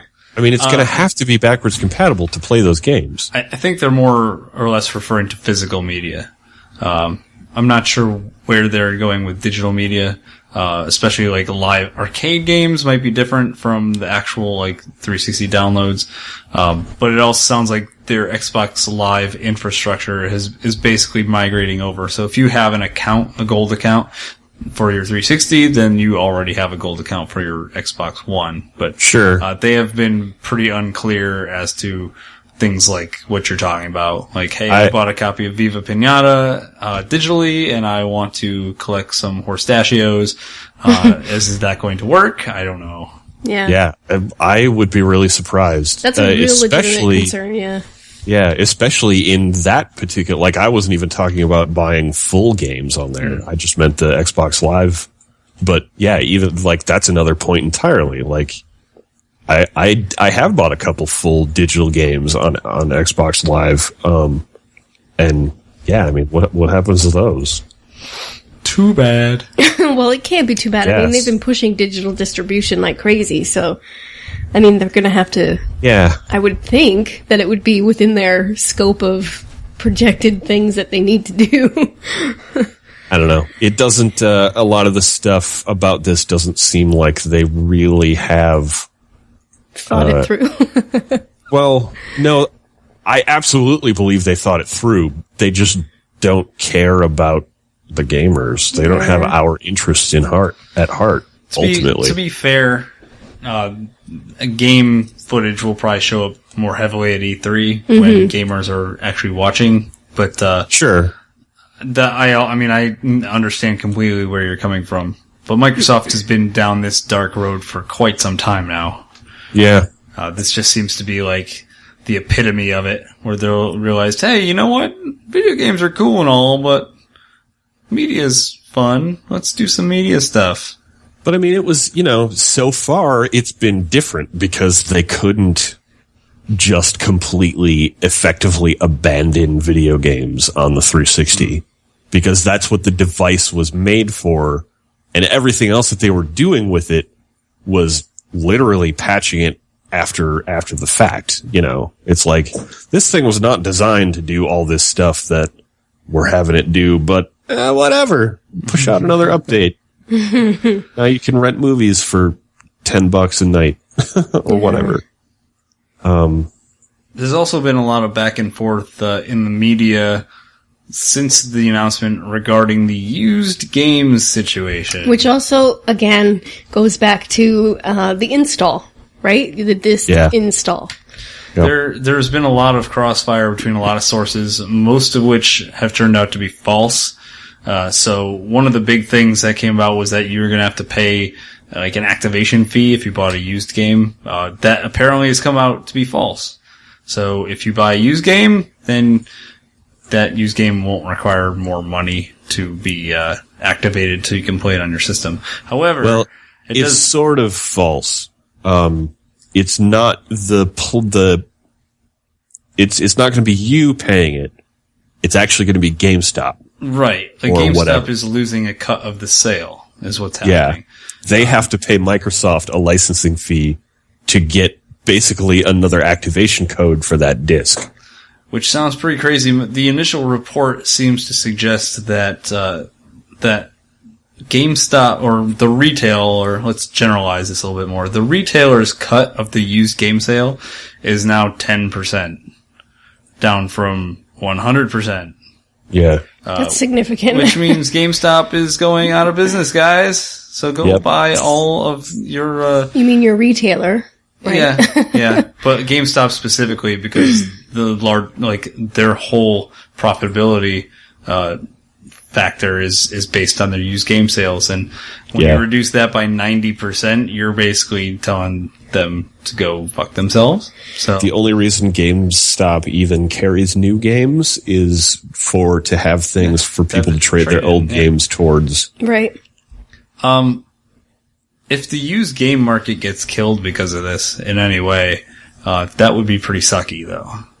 I know that there's always like the moral dilemma of, man, I should buy this new because I want to help the developers and give them my money so they can make more video games. But there's a pretty large subsection of people who play video games that don't have the ability to pay $60 for every video game. Right. And maybe that sounds like a first world problem, but it's kind of true. And, hopefully, they can totally get around that. And they can get around that by looking at Valve, and having, there's no used games. There's no concept of used games in Steam, but they have so many very, very deep discounts so often that you can game quite cheaply on the PC right now. And to make up for all of this, they really need to start doing that themselves. They need to start having games, discounted, like major sales every week, like sales of the day, and discounts of like 50% or more in order to make up for that. I don't know. I don't see Microsoft dedicating themselves to it. Seems like they're not interested in providing any kind of discounts. They just want their cut of the pie. They have been experimenting with that they have introduced weekly sales on Xbox Live in the last few months on 360. To be fair, regarding this whole used game thing, GameStop has not publicly commented. They seem to be holding back. So they have probably known about this for a while. They must have a plan. I would hope they have a plan. And also of note is that the cut that Microsoft gets does not all go to Microsoft. I guess it goes to the publishers too. So that money that money is getting back to the people who made the game, which is a good thing at its root. Yeah.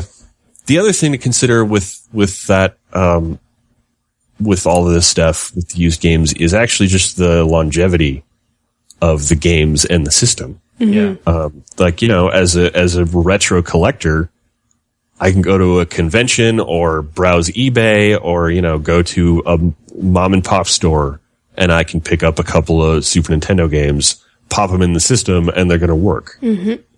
What happens to the Xbox One in 20 years? When all their servers are down and you can't authenticate a game anymore. Doorstop. Does that mean that there's going to be experiences? I guarantee someone's going to make something good for this system that, probably deserves. Yeah, it'll have a really limited life. And a lot of this stuff needs to, for historic purposes, and, artistic study in the future, this stuff needs to be kept. That's really important. Yeah, that's a much bigger discussion, perhaps for another day. The archiving of our history. But, So, hey guys, how do you feel about regular authentication checks? Regular authentication checks? It's the Xbox One is not always on, but it is on at least once every 24 hours. So that is such a bullshit distinction. Yeah. I have a feeling that it's going to be somehow parlayed into, oh yeah, you guys misunderstood us. It's always on. Thanks for buying our system, by the way. Now that you own it, we can tell you the truth. That is effectively always online. Yeah. If it has to check once a day to work? Yeah. Come on. I mean, what's the difference?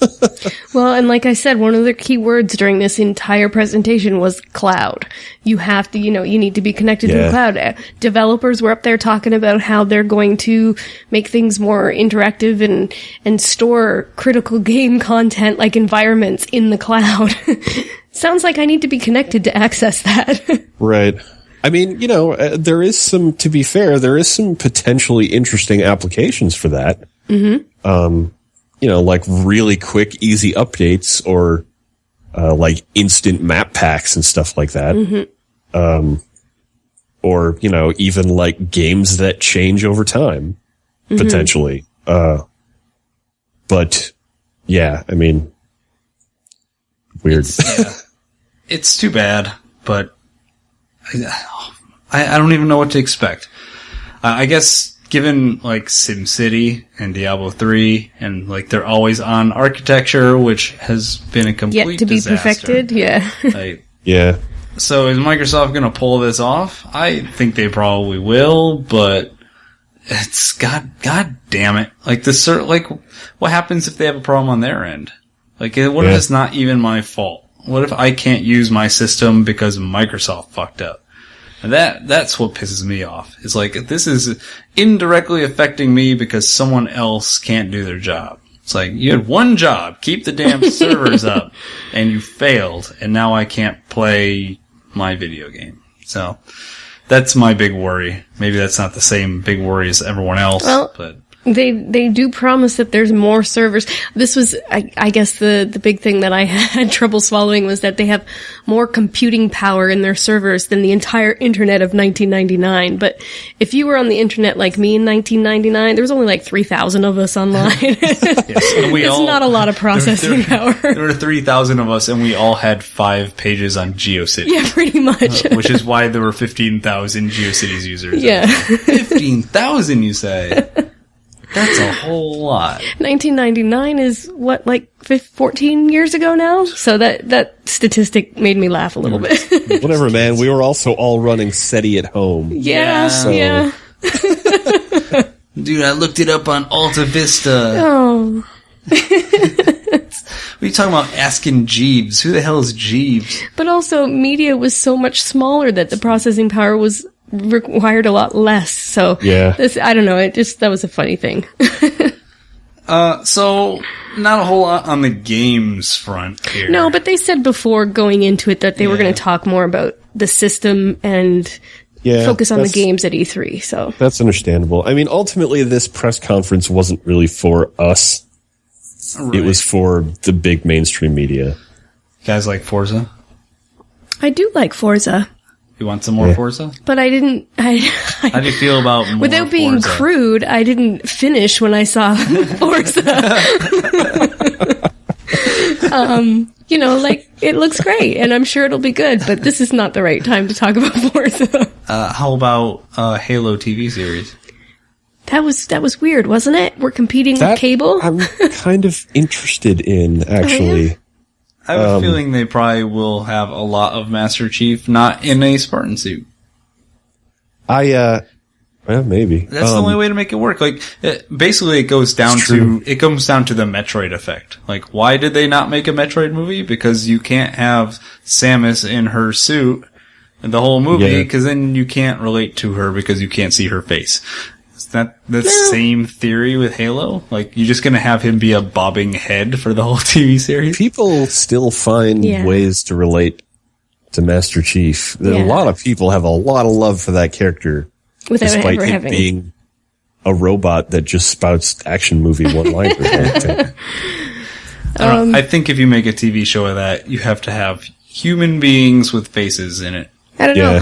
I think this direction is a little weird because, again, it feels like they're trying to compete with cable or, say, your other streaming services where you're going to sign up for Xbox One TV or whatever they're going to call it because you can watch Custa or TV shows that are exclusive to Xbox One about your favorite video game characters. Like that, are they really going to make that exclusive? They have to put that on regular TV. There's no way they're going to spend the money that's going to be required to make a Halo TV show and only keep it exclusive to the Xbox You think? One console. That would be a real, like, huge potential waste of or they might see it as a huge hook. Like, this is how we're going to catch them. Man. I don't know. I'm interested in that, but I'm not buying a console to watch that show. And you know what? People are going to find out ways to get it off that console anyways. It won't be HDMI out, that's for sure. But yeah, I'm sure it'll end up on the Pirate Bay 3 days later. It's just, it feels to me like a strange experimentation in broadcasting.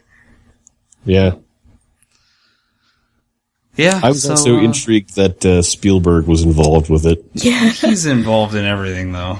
He is involved in everything, but the thing that intrigued me about it, it's like, Spielberg's basically getting Steve Jackson's sloppy seconds in this. Wasn't Steven Spielberg involved in Freakazoid? Yeah, he was executive. Isn't that kind of like the polar opposite of Halo? It's a blue guy wearing a red suit with a lightning bolt on his chest. Man, I loved Freakazoid. It was pretty good, but that is beyond the scope of this podcast. Guys, I have one more question for you about the Xbox One, and that is, do you save the dog? Oh, jeez. The dog? Mocap the dog. The Call of Duty dog? This is the new meme. The new height in video game creation. We are attaching mocap suits to dogs. And we are going to... The mocap suit was so adorable. We're not even gonna play as a human being in Call of Duty Ghosts. You are the dog, and you have to bite people. They did finish the entire presentation with Call of Duty. Yes. I would probably buy Attack Corgi DLC. That's funny. So I guess my real question is actually more of a psychological question: is how are you either Microsoft or Infinity Ward? And not see this dog thing coming from a mile away and say, no, we can't put that on stage. The internet is going to have a field day with this? Yeah, they're going to go crazy when they see this, and we're going to not just put it on stage, but like focus so much attention to it. How does that get through? I don't understand. Because they were excited about it. They had this adorable dog in the studio. They put that cute little jacket on with all the little golf balls. Everyone oohed and awed, and the dog went home. And for months, they're like, "Oh, that dog was awesome." But like even worse is it's the last thing. I know like, they went out on it. The thing that people will remember is the last thing you tell them, and the last thing you tell them is cute dog. It's a German Shepherd in a mocap suit. Aww. He's a focal point of Call of Duty. Oh God. I feel so sad because let the tumblers begin. I'm sure it's not going to be he's not going to be a recurring character. Well, maybe he will be, but I feel bad because I anticipate unfortunate things for that dog. Later the next day, all the designers got together and were like, "Guys, we got to take this dog out of this game." I don't think Who's my little murderer? Yeah. Who's my little killer? Fetch the severed hand. Come on, boy. Oh, no, that's so sad. I think I might be wrong on this, but I think in war there are landmines and things, so I'm not excited about the dog. Poor so little weird. dog. So weird. So that's pretty much it for the Xbox One for us, unless you guys have anything else you want to say about it. But, man, it's kind of rough for Microsoft there. They could have been better. I went into it hoping for really good things. I came out of it confused, but curious. I'm curious as to how it lands in the marketplace, because most of what they were pushing were things that I personally am not interested in. Understandable. So I'm definitely interested in the same thing. E3 is only a couple weeks away. Maybe we should. I honestly have judgment. no idea which way it's going to go either. Like, I can't predict at all. Maybe this thing is going to be a huge hit. I don't know. Who knows? I have a feeling, and I could be way off base with this, but I have a feeling that PC gaming is going to even more come to the forefront of people's, I don't know, gaming platforms. I feel like the resurgence is just getting stronger. That's absolutely where I play the bulk of my games these days. Yeah. Well, the stage is set now. Yep.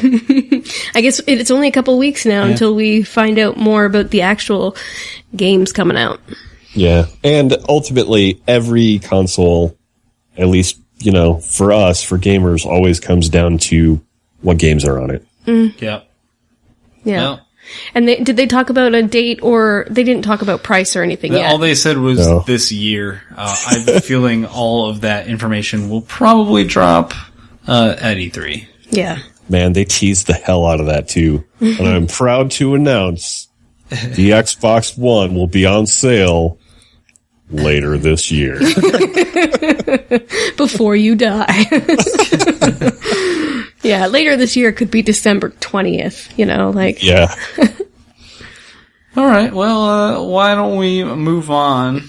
You got some things coming out this week? There are some things coming out. Not a whole lot this week, but let's talk about new releases for the week. Yeah. Guys, last week we talked about how Grid 2 was coming out. It totally didn't come out. It's coming out this week.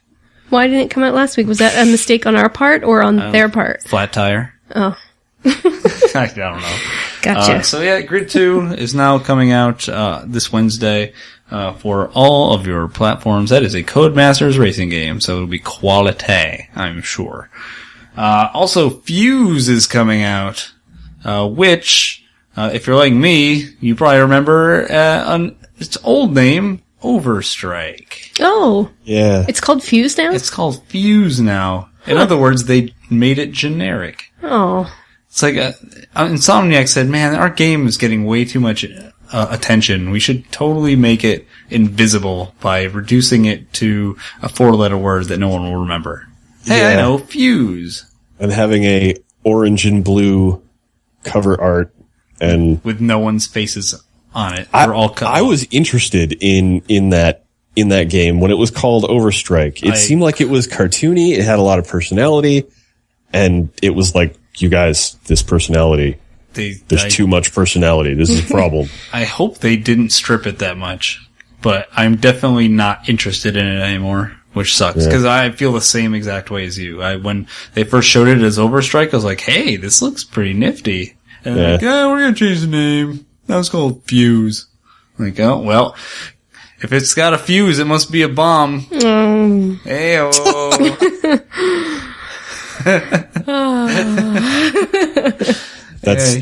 You should be proud of that one. That's good. Also, coming out, interesting enough, on the eShop for 3DS, you can now get Legend of Zelda Oracle Seasons and Oracle of Ages, both Game Boy Color games, Those around the turn of the games. millennium. Yeah, they're pretty good. Game Boy Color. Also, for Wii U Classic Console, you can now get Mega Man X and 2 of the hardest Nintendo games ever made, Spelunker and Ghosts and Goblins. Ghosts and Goblins. So both of those games are fist-punchingly difficult. So that's actually about it. There's actually a PS2 classic of The Warriors. So if you liked The Warriors on PS2. Man, that was a great game. You can now download it on your PS3. It's a beat 'em up. Oh, I played so much of that. That was a living room party game. That was so much fun. Yeah. Should I go download that next week and play some of it? If you got someone to sit beside you and play it with you, yeah. It's by yourself, it's okay. It's not quite as much fun as playing it 2-player. Sure. The PC releases surprisingly absent this week, unless you're into War Game Airland Battle, which I assume is a pretty generic World War II shooter or something for Steam. So, yeah. No thanks. Oh. Yeah, and that, my friends, is pretty much where we stand for the week. That's it, eh? Any closing comments? I guess just thank Nick again for joining us. Would you like to tell everybody where they can find your continual streaming of Dragon Quest V? Sure. We can find my YouTube channel at p1lp2.com. And then you can find my stream shenanigans at twitchtv.com/Dr. Evilbones. Excellent. Anybody... oops, sorry. No, and there's links to the Twitch stream from the YouTube page. So Perfect. Anybody who is listening to this podcast via iTunes or other MP3 player type things, and you want to catch us live, we record on Saturdays at 2 p.m. Eastern Time. So feel free to join us at twitch.tv/FromTheDPod when we do this live. Otherwise, you will find this archived on the website, I guess, www.fromthedpod.com. You'll also find us on YouTube, and you can visit us on Facebook and Google Plus and Twitter. Yeah. You can also email us, Sharon at FromTheDPod.com, Nick at FromTheDPod.com. If you need to ask us any questions, we will try to answer them as quickly as humanly possible. There might have been some audio glitches at the beginning of this podcast if you're watching it live. If you're not watching it live, then forget everything I just You won't said. notice a thing. Yes. But beyond that, that's our podcast for the week. Next week, hopefully Jeremy will be back. We'll have a full 4. And hopefully we'll have ironed out the wrinkles that have come up in our live broadcast. For our TurboGrafx 16 only podcast. No. Or our Intellivision only podcast. 3DO. I'll play nothing but Air Zonk. There you go. Air Zonk. I'll play nothing but Moto Rotor. Keith Courage in the Alpha Zones. Guys, that is the end of our podcast. We'll see you next week. Thanks for joining us. Bye-bye.